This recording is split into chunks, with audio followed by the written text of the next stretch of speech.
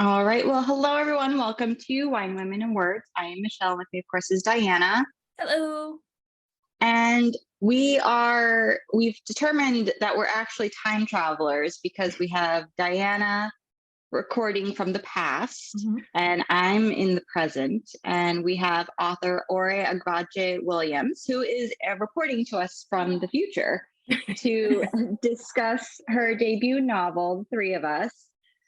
So thank you so much for making time for us and, navigating the wormholes and all that comes with time travel to come hang out with us today.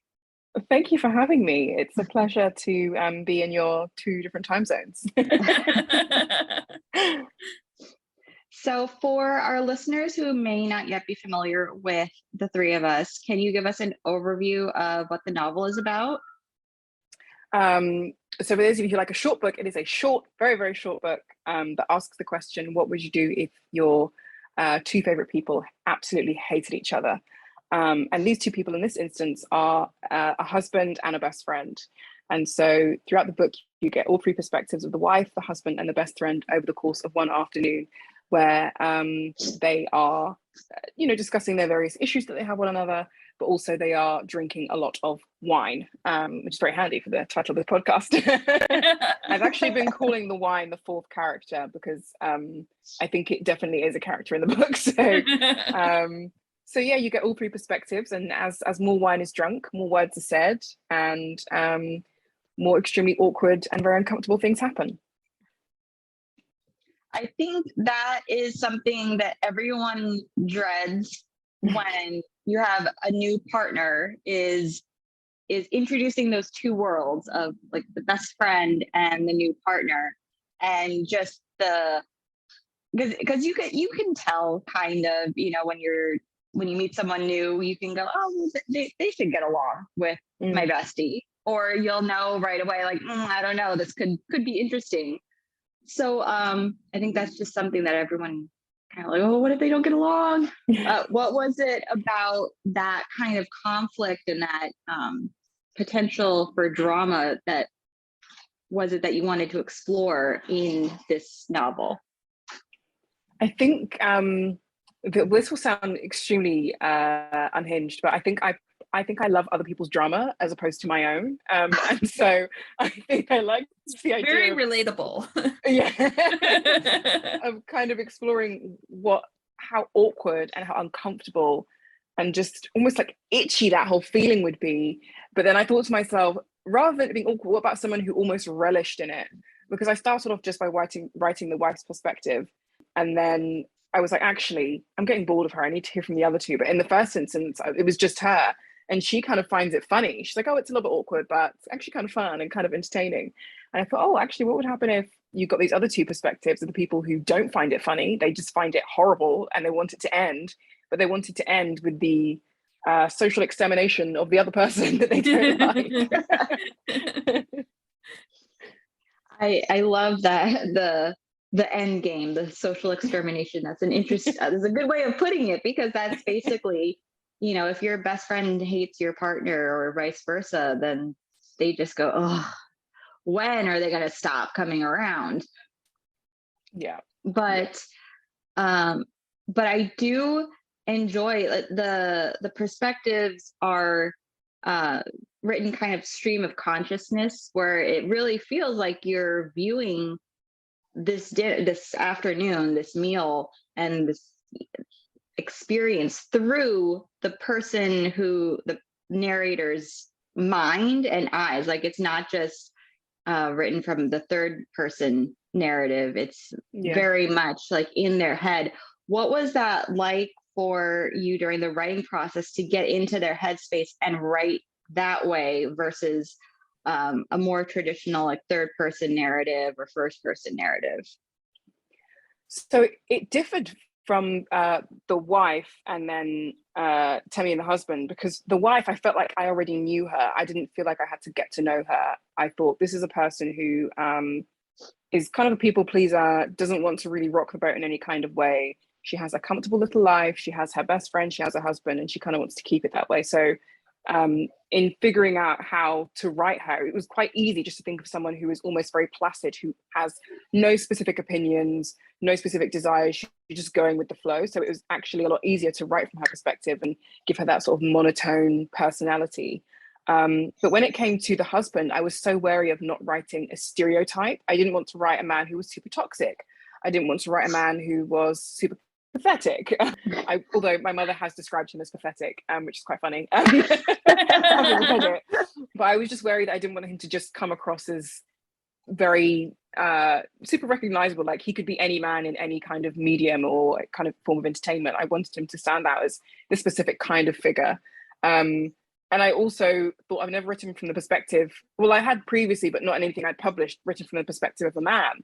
So I was worried. I was like, am I going to make him sound like a woman? But I was like, is there a way to make someone sound like a woman unless you mention specific things? Or I don't know. So I really had to get out of my head in that sense. And then with Temi, I also felt this pressure I felt like in other characters' perspectives, she sounded quite funny. And I thought, if she doesn't sound funny in her own perspective, I have failed. So I was like, she needs to be funny. But then she also seemed a bit 2D when I first wrote her. She just kind of was repeating the same kinds of rhetoric about, oh, I hate my friend's husband and I love my friend and all this kind of stuff. And my editors were, I mean, it frustrated me at first, but my editors were really good at saying to me, look, she needs to be a bit more well-rounded. She just seems a bit flat at the moment. So bringing her that personality and trying to infuse her with humor, but also a level of intelligence. She didn't need to just sound bitter. She needed to sound intelligent, like she really thought out the way that she behaves and her lifestyle, and that she needed to seem like, you know, this is someone actually that you could side with. I would say that 80% of readers have not sided with her, but there's a small contingent who have, and they are ride or dies. They really love her. I needed to make sure that as I was writing her, I was giving her a voice that sounded convincing and that sounded believable. And so I think for the husband and Temi, I had to write out sort of their whole personalities and think about who they were outside of the immediate book, the kinds of books they like to read, or the kinds of places they like to go, and the kinds of friends they have, just to give them more full personalities, because it was so much easier to write someone with almost no personality as opposed to then putting myself in the mind of two completely different people. But at the same time, I guess I also had to think about their similarities, like even though they are polar opposites, what makes them similar? And that similarity, that thing that they overlap with, is the wife and the desire for her to just make up her mind. So it was difficult, but I think it was a really good exercise in testing me as a writer and helping me to flex my writing a personality and writing a completely different kind of person muscles. You know, it's interesting that you brought up writing a different gender. And I feel like so many authors don't stop to think about that. And you mentioned just getting out of your head and not like writing him a certain way. I kind of want to explore that a little bit more, if we can. And what was that like for you? How you were able to get out of your head regarding that? I think I had to step away from it for a while, actually, because when I first wrote the husband section and Temi's section was maybe 7 pages, and then the husband section was maybe a little bit longer, maybe like 12, 13 pages. So they were a lot shorter when they first started. And I think particularly for the husband, I was trying to think of what would I do if I was in that position? How would I behave? And then turn it up a couple of notches, because these people are ridiculous as well. They're not quite me, they're extremely ridiculous. And, you know, they're the kind of people who moan about things that most people would just kind of get on with, but you know, they're rich and they're ridiculous, and that's their whole vibe. So how do I make him, what would I do if I was him in that situation, and how do I make him then a bit more ridiculous? And I think I was also trying to tap into giving him the side of being almost a typical Nigerian man, but who doesn't think he's a typical Nigerian man, like somebody who believes that they are better than they are, kind of like men who in theory are super sexist but wear t-shirts that say like, I'm a feminist, but you know, I don't believe in certain things that women should do, or I don't believe that, or, you know, they'll find out that a man is a stay-at-home husband and they're like, oh, what is that? That's disgusting. But they truly believe that they are feminists. And I think I had to really think of who he was as a person and tap into the kind of man that I would, be like, you seem like a good person, but actually when I look at you more closely, there are so many red flags, but then also someone who's really entertaining and a bit ridiculous, and someone who is easy to laugh at. Because I think another reason why probably the wife doesn't protest when Temi is making fun of her husband is because actually he is pretty ridiculous when you think about it. I think I had to tap into that, and I had to also allow myself to enjoy it.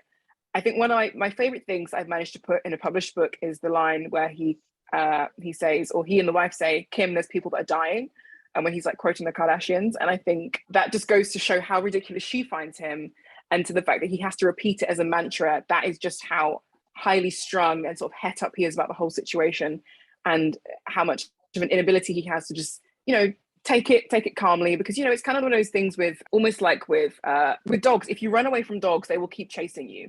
So the further he runs away and the further he tries to like bat her off, or sort of come up with comebacks to say to things that she's saying to him, the more she's going to do it. And a more rational, calm person who's just like, this is just the way things are, might be like, you know what, I'm just gonna, haha, yes, I'm so stupid, whatever, laugh at me. I live in the house with this woman anyway, you live by yourself alone, I'm just gonna let that sit in my mind. So I think I had to really tap into that and just, really enjoy it, actually. And I think I had to let go of all my worries about whether I would make him sound this way or that way, and just try and write it and then frame it and shape it afterwards. Mm-hmm. And I think it's also interesting because not only did you have to create these personalities, you had to get them drunk and see how those personalities, changed, and the things that they chose to say, the things that they chose to share that may not obviously have been, things that they would have said sober. So that must have been an interesting exercise too, to kind of loosen the reins the more wine is drunk throughout the novel. Yeah, and the funny thing is, I love telling this story. When I first got notes back from my UK and US editor, Sally Kim, at the end of her notes, she wrote something that was really funny. She said, okay, this is all I've got. She just, one last thing. I'm not sure if this is a gag or if this is on purpose, but by my count, they currently drink 13 bottles of wine and a bottle of whiskey. And I said, oh my gosh. I was just writing, and another one, and another one, and another one, anytime I felt like it. And that was not feasible, because they would have been in the hospital with probably some serious health problems.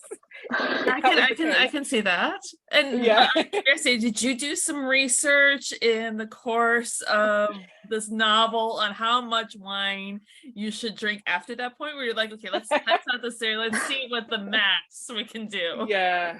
I mean, I probably should have done research, but I was just like, wow, I should probably cut that down to half. I think I maybe asked someone, I maybe asked my housemate, I was like, how many bottles of wine do you think 3 people could drink to the point where they get drunk, but not to the point where they're like on the floor or, not able to see straight?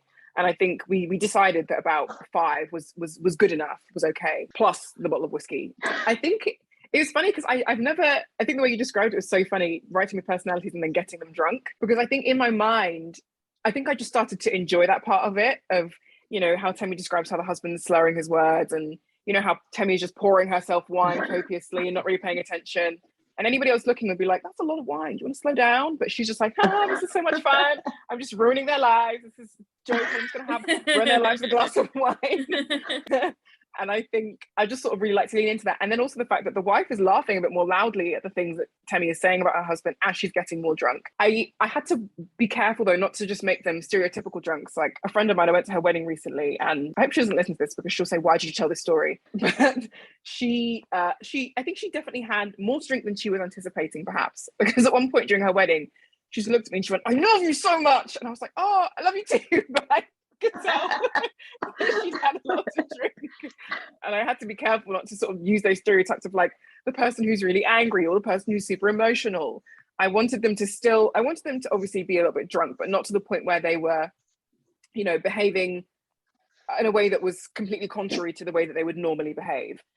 I wanted them to be drunk, but just almost sort of heighten their emotions and let them get a little bit more loose with what they would say, like, the things that they reveal to each other.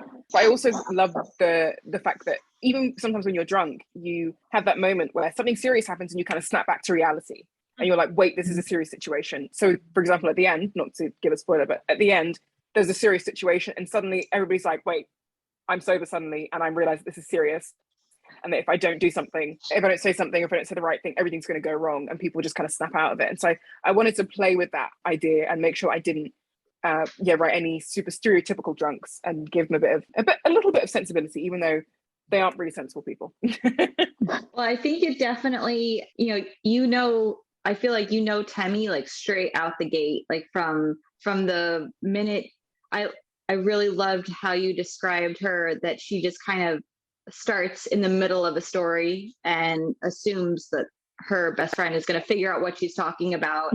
And that she pours her first glass of wine and knocks it back, and then pours one to sip because she is a lady. But you have to so I really, out the gate, I feel like Temmie is a character that if you don't immediately know, you get to know her very quickly, and just like, she's that best friend. She's the best friend who's going to tell you exactly what she thinks. She's not going to hold back. I don't know who this sounds like. I don't know. I have no idea either what you're talking about. She's the best friend that, if you want advice and you want an honest opinion and you don't want anyone to like BS you, she's the best friend that you go to. Yeah. We're talking about the character, we're talking about me. I kind of lost. I'm a little confused. I'm just gonna sit here and sip my coffee. You two talk amongst yourselves. Is it coffee or is it wine? It's coffee for sure right now. It's a little too early to start the wine just yet. I do have my limits, I swear. But it sounds like a very fun book to have written, to have that kind of freedom to really just kind of like mess with the characters and be like, what can we do and what can I get away with to write, because it's just that the world that you've created and the world that you've put the characters in really give you that kind of freedom, I think. Yeah, definitely. And it's funny because technically I wrote it quite quickly, but I remember just really enjoying that part of it, just sort of putting down the most stupid things I could think of, because some of my favorite, I say that my brand of writing, at least with the first book, is rich messy people, because I love TV shows like Succession or White Lotus, or Big Little Lies. Those shows where people are just absolutely ridiculous to the point of absurdity, but they are so entertaining to watch. Just even though you are horrified by their behavior, you just can't stop watching. You just can't stop looking. I think I kind of wanted to have that effect with this book, where these people are so ridiculous. Like, you're remodeling bathrooms for how long? For this one reason. And you won't leave your friend's house for how long? For this reason. And you won't make a decision because you have no personality for a reason we don't know. I just love that sort of ridiculousness that comes with them. And so I really wanted to play around with that. And it was so enjoyable just to be so stupid and to write 13 bottles of wine and then have to delete a few of them. Oh, for me, that's really interesting, because for me, it's days. Like, if I don't know what to do with the scene, well, it's the end of the day, so they're going to go to sleep and wake up the next morning, and I'll go back and read, and it'll be like a count of months have gone by, and I don't actually need months to go by.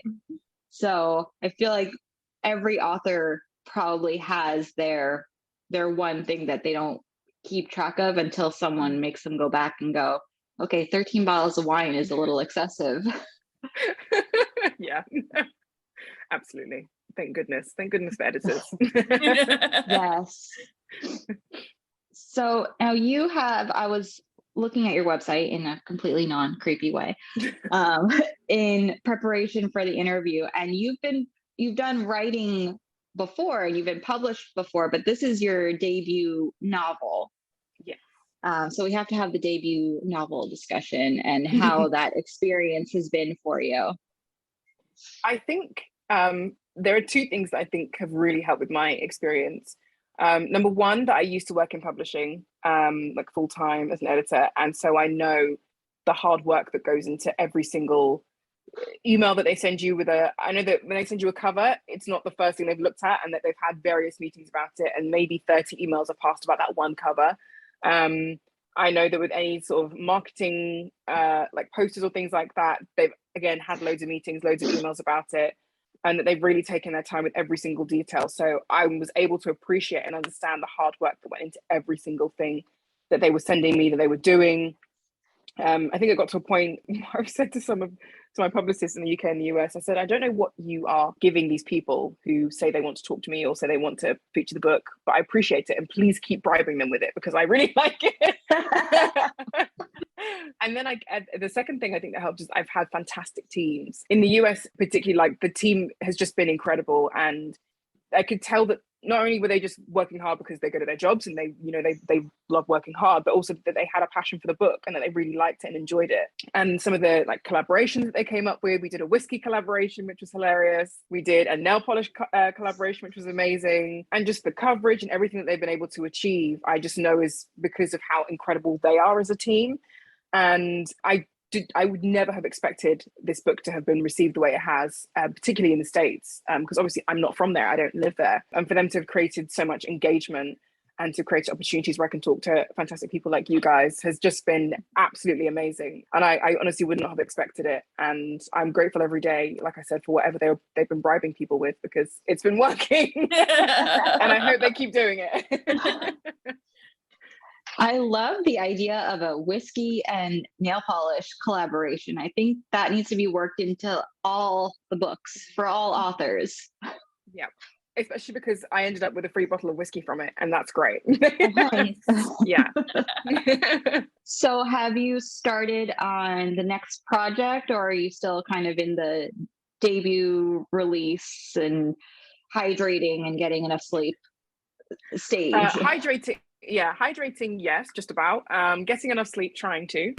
But yes, I have started on book number 2, which has been a different beast, a very, very, very different beast. I'm sure you must have heard this before, but people find with like second books or third books or whatever, it only gets harder, especially because I think you always want the next book to be better than the one before. You never want to just sort of stay in one sort of lane. You always want to be improving and getting better at what you do. So it's been a real task, but we're getting there, and we're finally on the upward trajectory, and there is light. It's a very small light, but there is light at the end of the tunnel.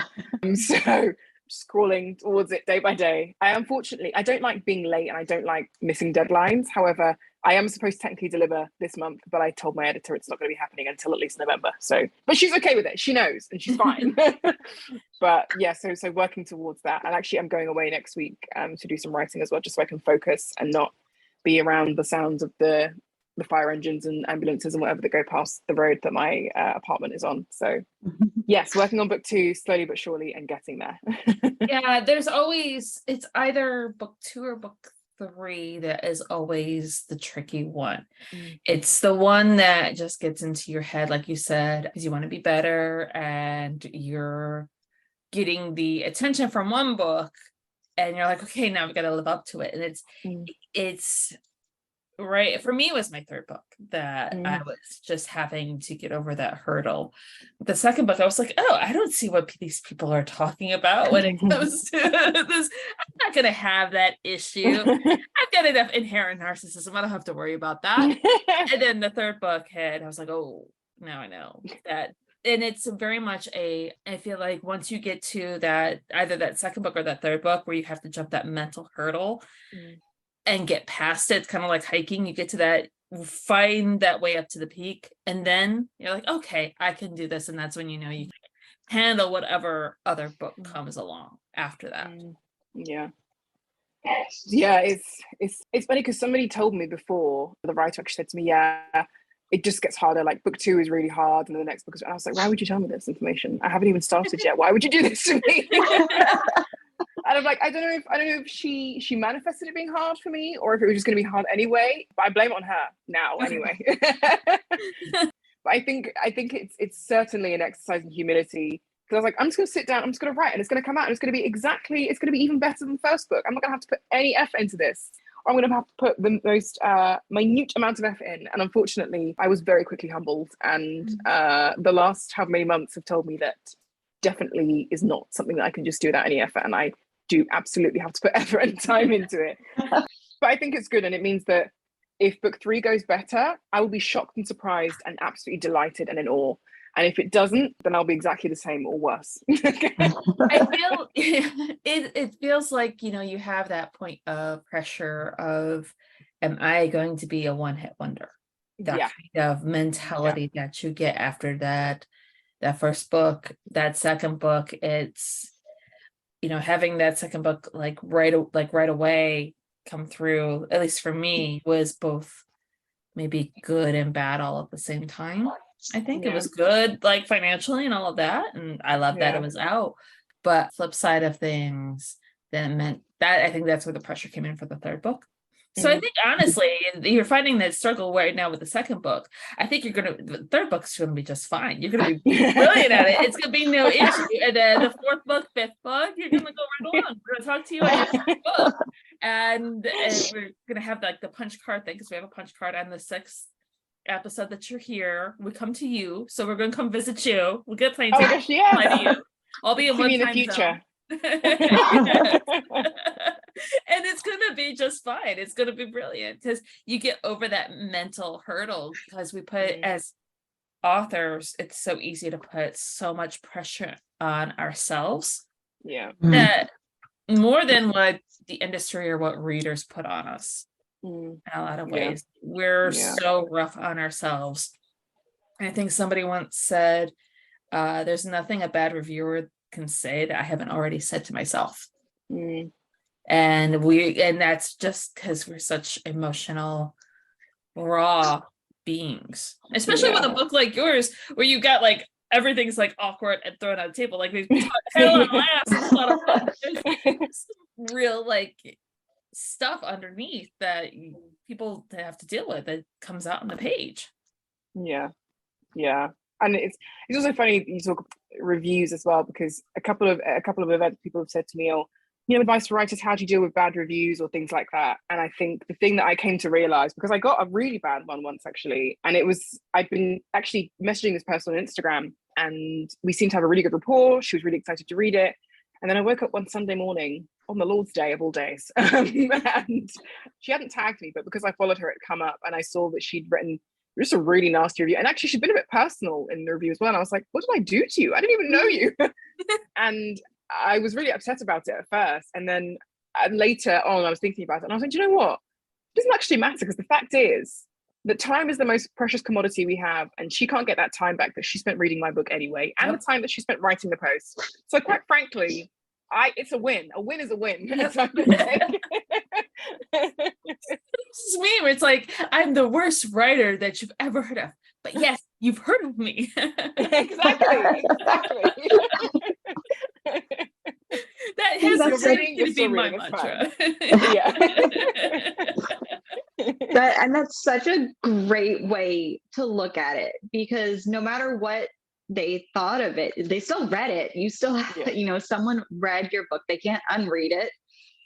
So I like that way of looking at bad reviews, because they're just part of it. They're not everyone's gonna love every book, and that's okay. And but they still read the book, so thank you for reading it. Exactly. Like literally, thank you so much for reading. Even sometimes like I can get like a mixed review. Someone will be like, I'm not sure how I feel about this or something like that. And I'm just like, thanks for reading. It doesn't really matter to me. Your opinion cannot be changed by anything I do, so it doesn't really matter. I'm just going to say thank you anyway and keep it moving. Exactly. Just don't tag me in your bad reviews. Yeah. I think that's the only thing. You don't tag the authors in the bad reviews. And then authors don't go seeking out those bad reviews and criticizing them over it. Like the ones who are like, oh my God, you gave me 4-star reviews. Why do you hate me so much? A friend of mine told me actually, when he apparently Goodreads, which I don't go on anymore. I went on it once and never went on it again. He told me that when he went on Goodreads once and he saw a bad review, and it was his first bad review. And so there was a note from Goodreads that said, so you've got your first bad review. We advise you not to respond, all this kind of spiel. Literally like a safeguarding for authors so that they don't get themselves in this horrible rabbit hole of responding to bad comments, which I thought was very interesting and very good actually. But I thought it was hilarious that they had like a whole spiel dedicated to stopping people from replying to negative comments, because it can be so tempting. I once got an email from someone where they were like, oh, I read the book and the writing was really great, but I just really didn't like the way that Temmie and the wife were making fun of the husband. I was like, so it's a man. And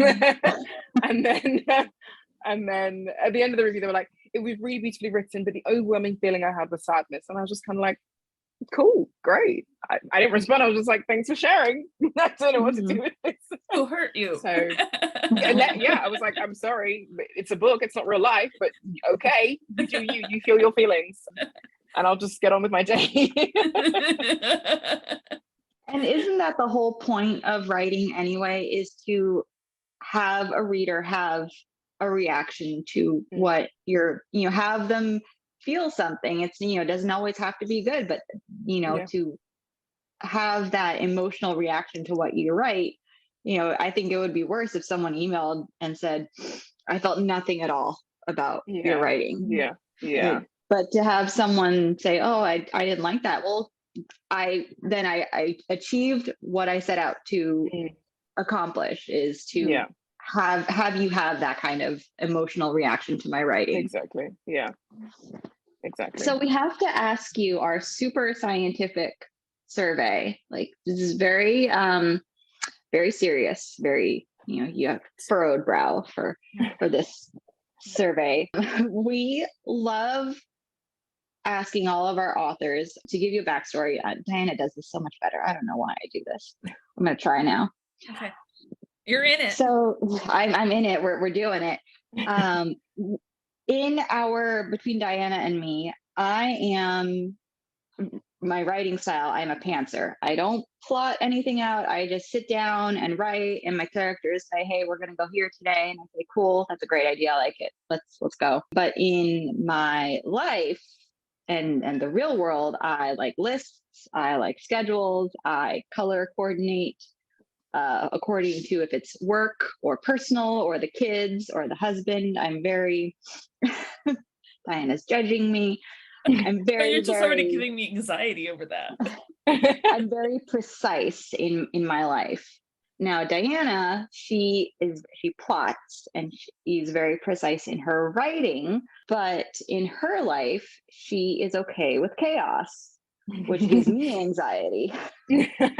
So we like asking our authors. Sorry, go ahead. I was gonna say, for example, for the longest time, to-do lists gave me anxiety. I wouldn't do them. And now I'm like, okay, I have manageable to-do lists. I make it very specific, and I color coordinating stuff. And you should see the latest book that Michelle is reading. She like color coordinated everything, and I'm like, I did. I can't do it. I can't. So we like asking our authors, are you a plotter or a pantser in your writing? And are you a fan of chaos or a not fan of chaos in your life? Ooh. Well, as you heard earlier, I tried to be a pantser in my writing, and it didn't go well for me with book 2. So, but I did it with book 1. So I'm like, maybe I am. But I think I'm chaotic all round. And the reason I say that is because I think I try to plot and then I end up not plotting and just sort of free writing. Or I try to free write and I'm like, whoa, I have no idea what this is. I hate this so much. I need to plot properly. And then in my personal life, I love my calendar. My calendar tells me everything I'm doing. I love putting everything in my calendar. You tell me something, it's in my calendar. In a lot of group chats, I might be the first one to say happy birthday to somebody because I put everybody's birthdays in the calendar. I know what everyone's birthday is. I'm one of those people who will put a reminder in for the week before if I'm going to buy you a present, or the day before so I don't forget the morning of, and then also a second reminder the morning of, just so that I have that in there. I should probably do more to-do lists for things I need to do, because I will say, I need to do this. I'll walk into the kitchen to do something like I did earlier today and then go, why am I here? And forget. So I think I'm a mixture of both. I think I'm slightly chaotic all round. My intention is to be a plotter and a planner.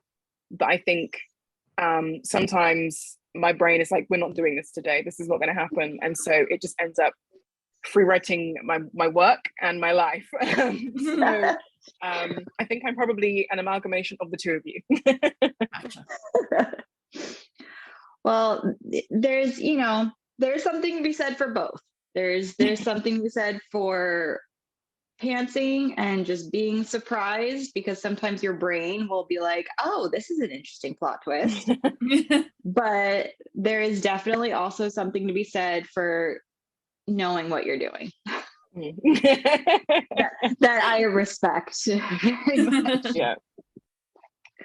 But everyone, the three of us is out in the world. So if you would like to order your own copy, be sure to check out the link to our bookshop on bookshop.org, and you can order your copy if you haven't read it yet, or you can order a second copy if you have read it already.